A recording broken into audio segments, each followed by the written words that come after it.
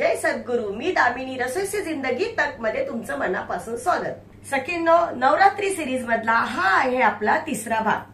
तर सखींनो, आजच्या या भागामध्ये आपण करणार आहोत किट्टू उपवासाची बटाट्याची भाजी. तर चला सखींनो, आपण साहित्य बघूया. आपल्याला लागणार आहे तूप, शेंगदाण्याचा कूट, लिंबू, मीठ, जिरे, साखर आणि ही बघा, ही पोपटी कलरची हिरवी मिरची असते. ही जरा कमी तिखट असते. आणि आपल्याला तळणीसाठी आपण ह्या मिरच्या भरून तळणार आहोत. आणि हा बटाटा. आता आपण काय करणार आहोत, बटाट्याच्या साली काढून घेणार आहोत आणि हे मिरचीचे बारीक असे तुकडे करून घेणार आहोत. आता आपण 2 ते 3 चमचे तूप टाकून घेऊया.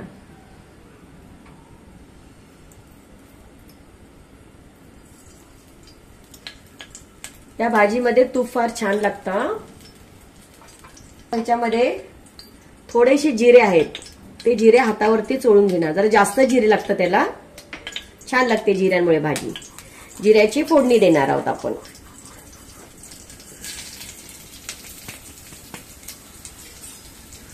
बघा, जिरे मस्तपैकी फुललेले आहेत. आता आपण याच्यात काय करणार आहोत, थोडेसे काजू घालणार आहोत त्याच्यामध्ये. छानशे तुपावरती परतून घेणार आहोत. आता आपले काजू बघा छान परतलेले आहेत. आपण काय करणार, ह्या हिरव्या मिरच्या आहेत, मी उभ्या आणि मोठ्या कापलेल्या आहेत, कारण त्या छान लागतात त्याच्यामध्ये. तर आपण त्या घालून घेणार आहोत त्याच्यामध्ये. चवीनुसार आहे, तुम्हाला किती आवडतं त्याच्या हिशोबावर. आपण याच्यामध्ये हिरव्या मिरच्या घालून घेतलेल्या आहेत. आणि त्या मिरच्या बघा मी उभ्या अशा चिरून घेतलेल्या आहेत, कारण आपल्याला कसं खाताना त्या व्यवस्थित काढता येतात. आणि ही मिरची जराही तिखट नाहीये, त्याच्यामुळे कसं जास्त टाकली तरी काही फरक पडत नाही. आता छानशा आपल्या मिरच्या परतून झालेल्या आहेत. आता आपण ह्याच्यात काय करणार आहोत, आपला बटाटा आहे.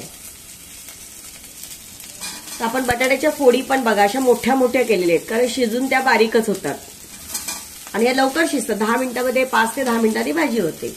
तर आपण आता बटाटे घालून घेऊया. आता आपण छानसं परतून घेऊया बटाटा.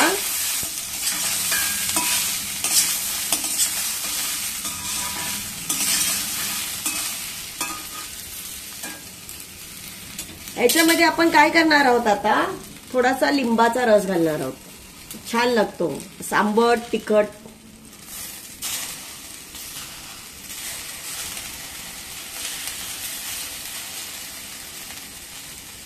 आणि आता याच्यामध्ये आपण हे उपवासाचं मीठ आहे, त्याच्यामध्ये चवीनुसार मीठ घालणार आहोत. आता जर मीठ घातलं ना तर काय होतं, जरा ना बटाटा लवकर शिजण्यासाठी मदत होते आणि सर्व बटाट्यांना व्यवस्थित मीठ लागल्या जातं. चवीनुसार मीठ. आता आपण याला छानसं परतून घेऊया. आता आपला बटाटा परतून झालेला आहे. आपण काय करूया, वाफवण्यासाठी बारीक गॅस करून झाकणी घालून घेऊया. पण त्याच्यामध्ये तुम्ही 2-3दा बटाटा परतून घ्या, कारण का खाली लागू नये म्हणून. सखींनो, आता आपली भाजी तयार झालेली आहे की नाही आपण बघूया. आता चला सखींनो, आता आपली भाजी बघा तयार झालेली आहे. बघा मस्तपैकी मऊ सूत असा बटाटा शिजलेला आहे आणि सुगंध इतका छान येत आहे काजूचा पण, आणि लिंबू आपण टाकलेला त्याचा एकदम छान असा फ्लेवर आल्यागत वाटतंय. आता आपण काय करूया, आणखी लज्जतदार करण्यासाठी थोडासा आपण शेंगदाण्याचा कूट घालणार आहोत.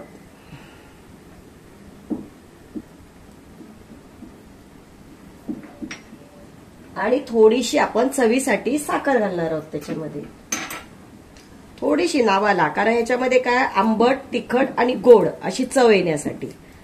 आणि आता आपण काय करूया, सर्व परतून घेऊया.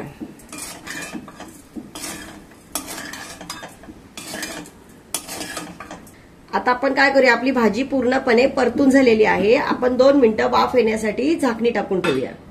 आता 2 मिनिटं झालेली आहेत. आता आपण बघूया मग किती मस्त अशी भाजी झालेली आहे बटाट्याची.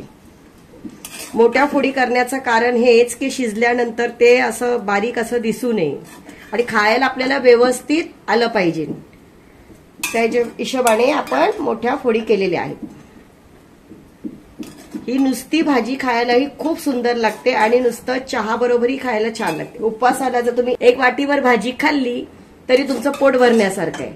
आणि याच्यामध्ये लिंबू, साखर टाकल्यामुळे आपल्याला खूप, आणि शेंगदाण्याचा कूट, या 3 गोष्टी टाकल्यामुळे खूप छान चव येते. ही बघा, ही आपली भाजी, बटाट्याची उपवासाची भाजी तयार झालेली आहे. आपण आता ती काढून घेऊया.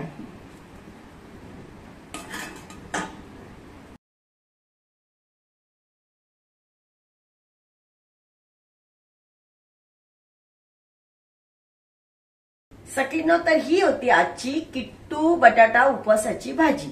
तर बघा, आपली भाजी पूर्णपणे तयार झालेली आहे आणि आता आपण ती खाऊन बघूया कशी झाली आहे ती. आणि ह्याच्यासोबतच मी मिरची पण फ्राय केलेली आहे. सखींनो, तर आपण आता भाजीची टेस्ट करून बघूया आपली भाजी कशी झाली ती.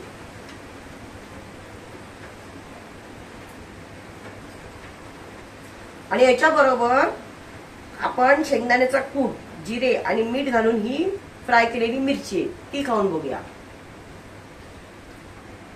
अप्रतिम.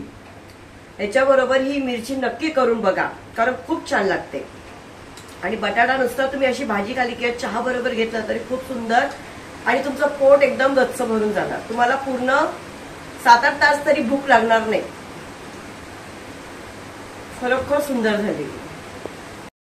तर सखींनो, असा होता आपला आजचा तिसरा भाग. तर सखींनो, आपण या भागामध्ये किट्टू बटाटा उपवासाची भाजी केलेली आहे. तुमच्या उपवासामध्ये जर कढीपत्ता आणि कोथिंबीर चालत असेल तर तुम्ही त्याच्यामध्ये घालू शकता. आम्ही घालत नाही, पण टाकली तर चव जास्त छान येईल आणखीन, पण चालत असेल तर घाला. तुम्ही सुद्धा अशी भाजी ट्राय करा आणि मला कमेंटमध्ये सांगा कशी झाली ती. आणि भरलेली मिरची तर नक्की करून बघा. जर तुम्हाला माझे व्हिडिओ आवडत असतील तर तुम्ही माझ्या चॅनेलला लाईक, शेअर, सबस्क्राईब करा. थँक्यू.